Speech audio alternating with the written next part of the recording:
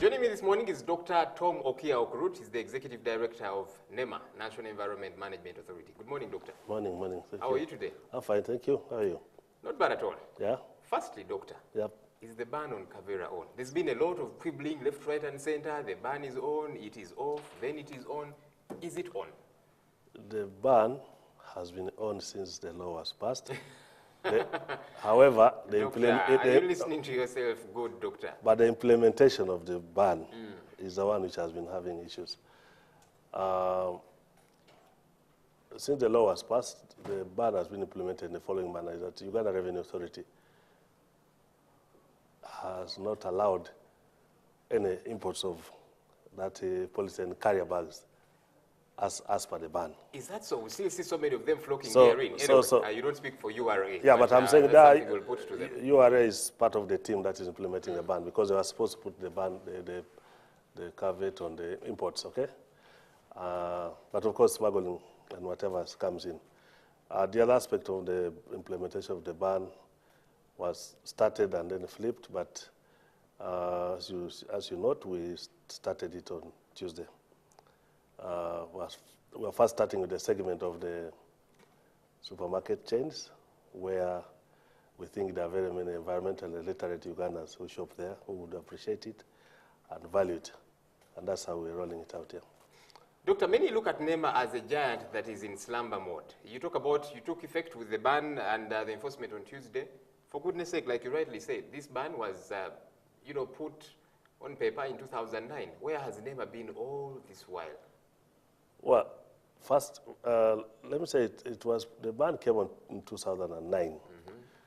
But as per the provisions in the Act, the minister was supposed to provide regulations to effect the Act. These regulations were made in 2010, okay?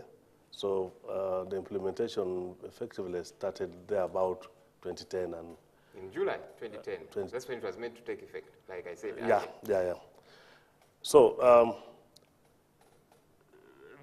the implementation, as I told you, slowed, because don't forget that there were a lot of, when it came in, there was also a grace period given to the people to finalize what they were doing before.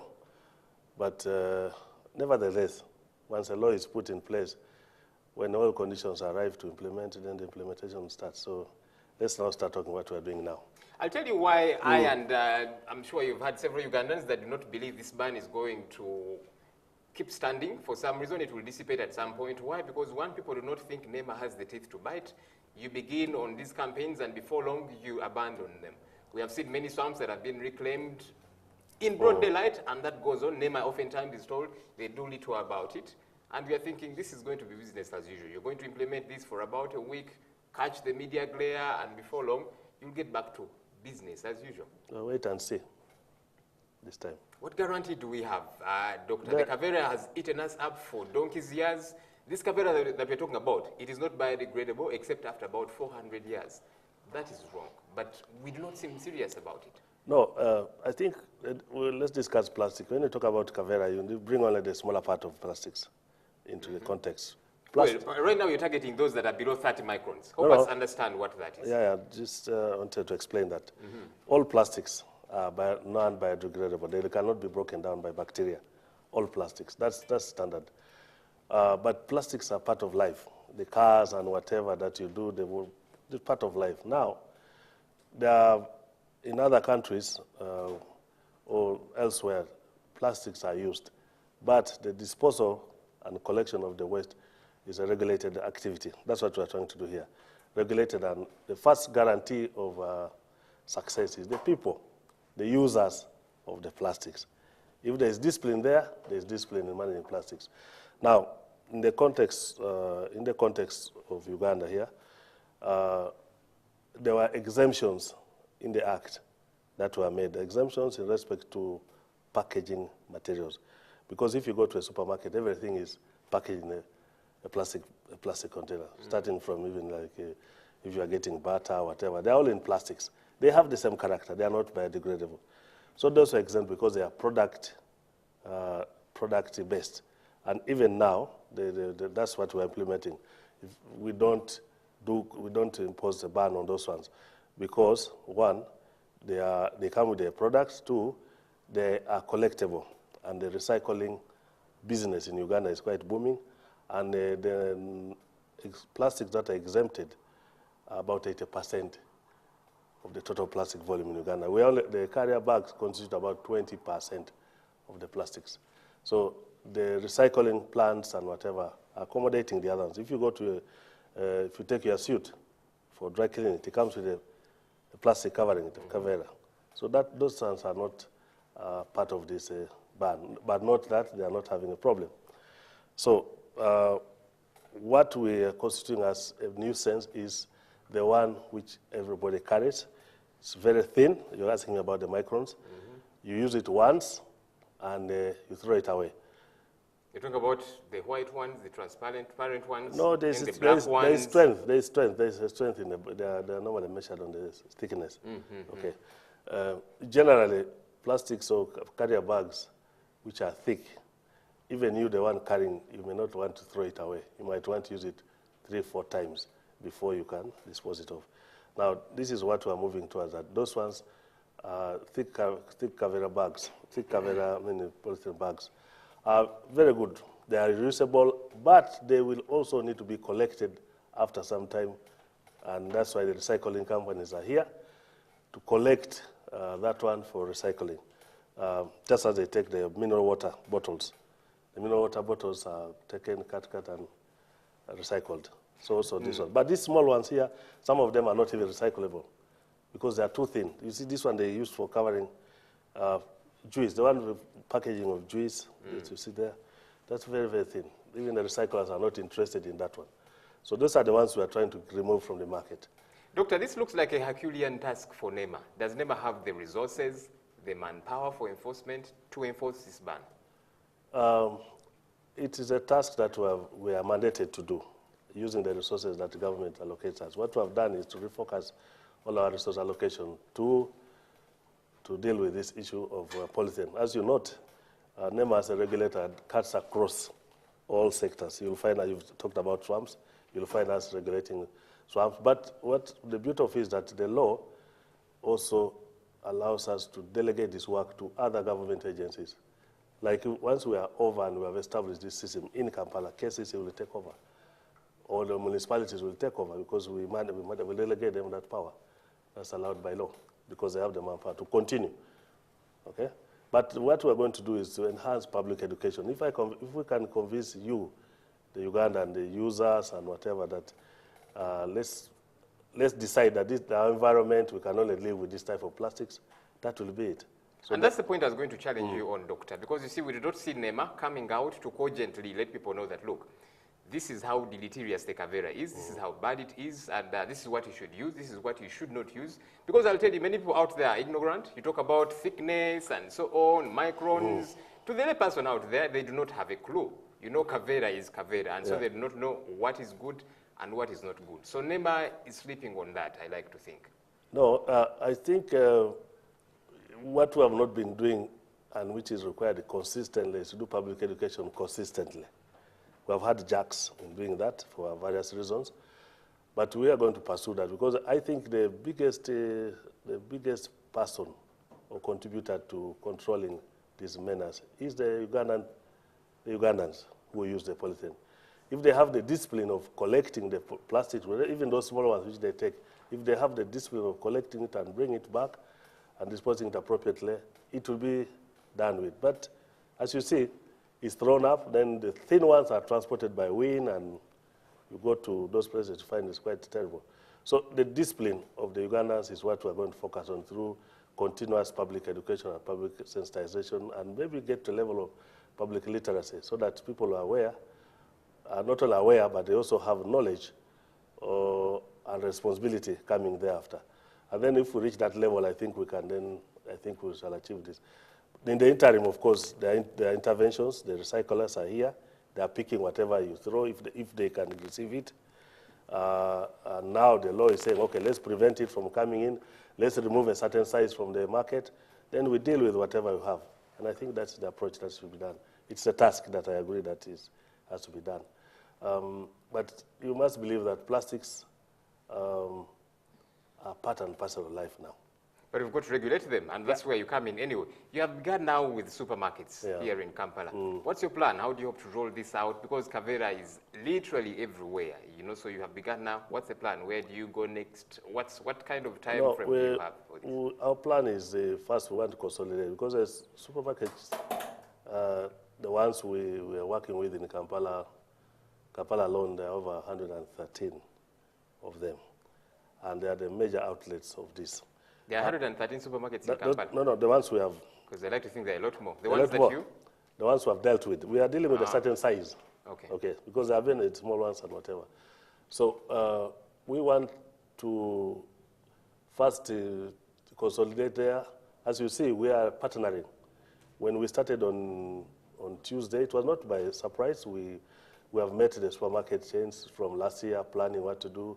We even met about 1 month ago with them, a group of them, and we gave them a notice of 1 month. We agreed with them that give us 1 month notice. And so when we went yesterday, it was just checking was compliant. And as you see, if you go to any of the supermarkets here, there is no kaveera. Some of them are crying foul and saying you're witch hunting them because they're not the only suppliers of kaveeras. There is so many businesses in Kampala, and if you target just the supermarkets, they're looking at it as a no-brainer. No, that's not correct. We start from there because we did some research, and we noticed that that is the biggest outlet. So if we can, and the shoppers there are of a certain category, and I think they appreciate. We want to, within the next 2 weeks or so, if the public, the users of those outlets are convinced that, and they believe, and the supermarkets also know that it's good, I think it is easier to roll, as we do public education, roll to other places as well, downtown. And of course, we are working with the manufacturers. Uganda Revenue Authority has a task to do to deal with whatever is smuggled, because also that is what the manufacturers here are crying foul, that there is a lot of dumping of some policy. But they're working hard. They're working hard on it. Doctor, imagine some viewers looking at you and they're saying, this Dr. Okurut, he comes off as a good man, and the things that he's saying are good. But you see, there's such a thing as precedence. We have seen NEMA fail to implement a couple of things. You earlier on talked about swamps, wetlands. That's one area that you are miserably performing at. Again and again, you keep seeing them being reclaimed and they're in the open. We keep wondering, wait a minute, is it actually NEMA officials building on these? Are they their properties or what? And then many other areas that you're having challenges. Of course, you will say, look, we don't have enough resources. Well, our exchequer again will say they don't have enough money to give to you. You say you don't have enough manpower, etc., etc. And so some of us are wondering, this kaveera that you're going out to enforce, how sustainable is this campaign going to go on? How sure are we that you're not going to get to some point and pull the plug, like has always been the case?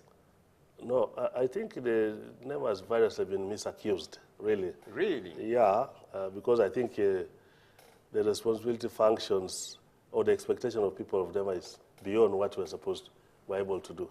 That's also good. But you recall that if you want to build a house in Kampala, even here, or any part, any municipality in Uganda, you start digging the foundation or whatever, there are people coming to say, where is your permit and whatever. Yeah, so it's also here. So NEMA by law does not regulate investments that are single houses and whatever. There's a schedule where we come in. The rest is done by the municipal authorities. And that's the point. When you come in when you are supposed to, you don't do much. No, we have done whatever, whatever wetland that you see left, especially those ones, you'll find that we either refused investment license, or, the impact assessment licenses and so forth. But also, the public, the expectation of the public is actually contrary to the guidelines we are given how to consider this approval.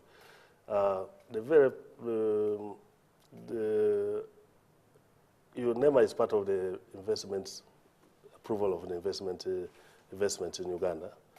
And so you find when we do the investments, we sometimes assess. By the way, when people say look at wetlands, they must be utilized. There are some where we say... Certainly, but you see, utilized a certain way. Yeah, some we say here, no-go area. Here, we can allow for some function. Here, this is what is allowed. You go a green area and whatever. Here, you can do that. So, but sometimes people say, oh, when you allow, for instance, a golf course that is established there, you've changed the course. But in law, that is allowed because you are changing land use to a function which adds value. So But then the public doesn't have that information. They only want to look at that you have not interfered. So there are wetlands are also, if you look at it, if you go that direction, although we want to discuss more kaveera, the population has increased, say here in Kampala. And the attraction, the free land, whatever you call it, has also reduced, but there's attraction to that. And most of the, if you go outside Kampala, most of the wetlands are for agriculture, really. That's what people are converting for agriculture, do it for farming. Although they can only do it for a certain time and then it changes.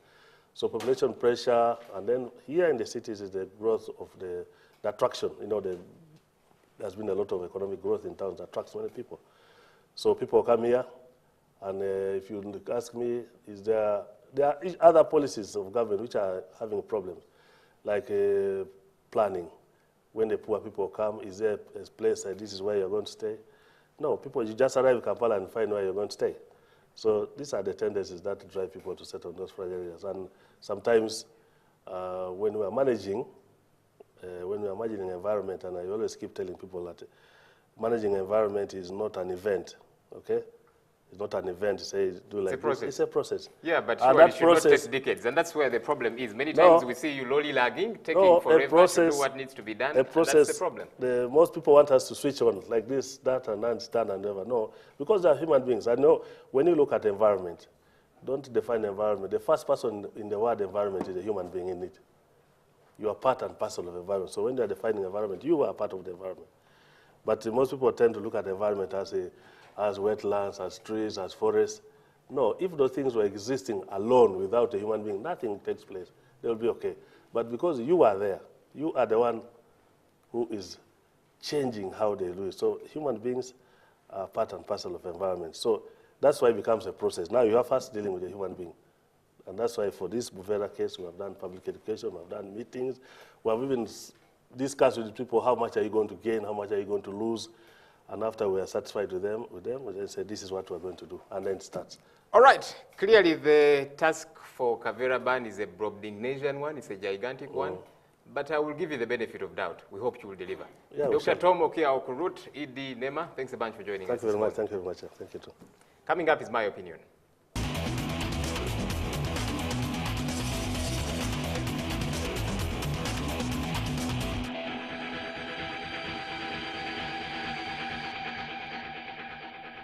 Uganda, for example, has the arable land of East Africa. The whole of the arable land in East Africa, 48.9% of it is here in Uganda. That's how good we are. You know, when you look at the whole of East Africa, 48.9% of land that is good for farming, land that is good for agriculture, is here in Uganda. And that means we have capacity to be the food basket to the region, and why not even to Africa? Why am I making this point? There are things that are eating away at that and making it difficult a thing to come through. The kaveera, for example, for some reason we are not realizing how deleterious the kaveera is to things like agriculture, to livelihood, and to posterity. I hope our leaders can begin to show will. It is good that the ban is on. Can we enforce it? You see, I'm told Uganda has some of the best laws world over. Challenge is when it comes to implementation. We do too little or nothing at all. And even the little we do sometimes comes too late. Can we begin now? The Chinese say the best time to plant a tree was 20 years ago. The next best time to plant a tree is now. This ban should have taken effect a long time ago, 2010. That did not happen. Can we start now? That's the big story for this morning. Thanks a bunch for joining us. Coming up in a bit is Everyday Life.